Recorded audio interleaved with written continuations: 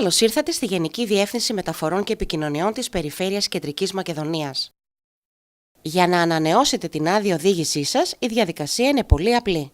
Τα απαραίτητα έγγραφα μπορείτε να τα προμηθευτείτε και από τους υπαλλήλους του Τμήματος Αδειών Κυκλοφορίας που πρόθυμα θα σας καθοδηγήσουν. Εναλλακτικά, σας προτείνουμε να εισάγετε τη διεύθυνση του email σας στο πεδίο που βλέπετε στην οθόνη και να πατήσετε «Αποστολή». Έτσι θα λάβετε στο ηλεκτρονικό σας ταχυδρομείο 4 έγγραφα.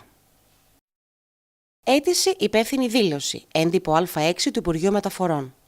Αίτηση εκτύπωσης άδειας οδήγησης. Επεξήγηση της διαδικασίας. Κόστος της διαδικασίας. Εφόσον θέλετε να ανανεώσετε την άδεια οδήγησή σας, θα πρέπει να πληρείτε τις παρακάτω προϋποθέσεις. Η κανονική σας διαμονή να είναι στην Ελλάδα.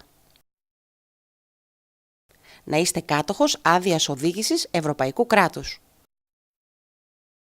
Να μην κατέχετε δεύτερη άδεια οδήγησης ευρωπαϊκού κράτους. Να έχετε τις ελάχιστες προϋποθέσεις σωματικής ή διανοητικής ικανότητας που ισχύουν για κάθε κατηγορία άδειας οδήγησης. Επίσης θα πρέπει να συλλέξετε και να προσκομίσετε τα παρακάτω δικαιολογητικά. Συμπληρώνετε και υπογράφετε το έντυπο Α6.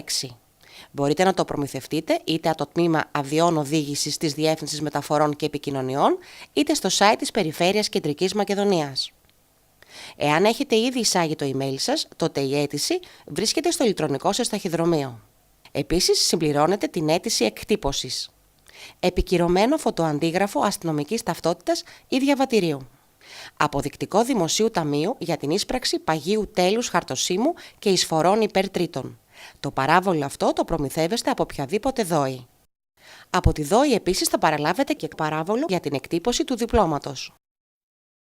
Το κόστος όλων των παραπάνω βρίσκεται στο έγγραφο με τίτλο «Κόστος διαδικασίας» που βρίσκεται στο ηλεκτρονικό σας ταχυδρομείο.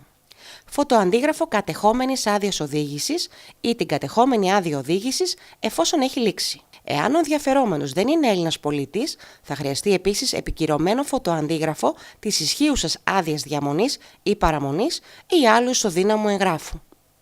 Η άδεια παραμονής θα πρέπει να έχει εκδοθεί τουλάχιστον 95 ημέρες πριν την υποβολή της αίτησης, εάν ο ενδιαφερόμενος είναι υπήκοος κράτους μέλους της Ευρωπαϊκής Ένωσης, ή 185 ημέρες πριν την υποβολή της αίτησης, εάν είναι υπήκοος άλλης χώρας του εξωτερικού.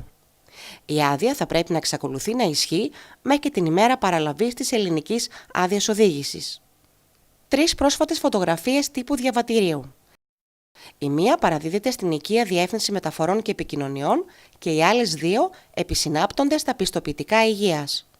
Τα πιστοποιητικά υγείας, ένα παθολόγου και ένα οφθαλμιάτρου, μπορείτε να προμηθευτείτε κατόπιν επίσκεψης σε έναν από τους συνεργαζόμενους γιατρούς της Οικίας Διεύθυνσης Μεταφορών και Επικοινωνιών. Έχοντας συλλέξει τα απαιτούμενα δικαιολογητικά, θα πρέπει να τα καταθέσετε στην Οικία Διεύθυνση Μεταφορών και Επικοινωνιών της Περιφέρειας Κεντρικής Μακεδονίας. Για περισσότερες πληροφορίες επισκεφτείτε το www.pkm.gov.gr. Είμαστε στη διάθεσή σας για οποιαδήποτε πληροφορία. Θα χαρούμε να σας φανούμε χρήσιμοι στο μέλλον.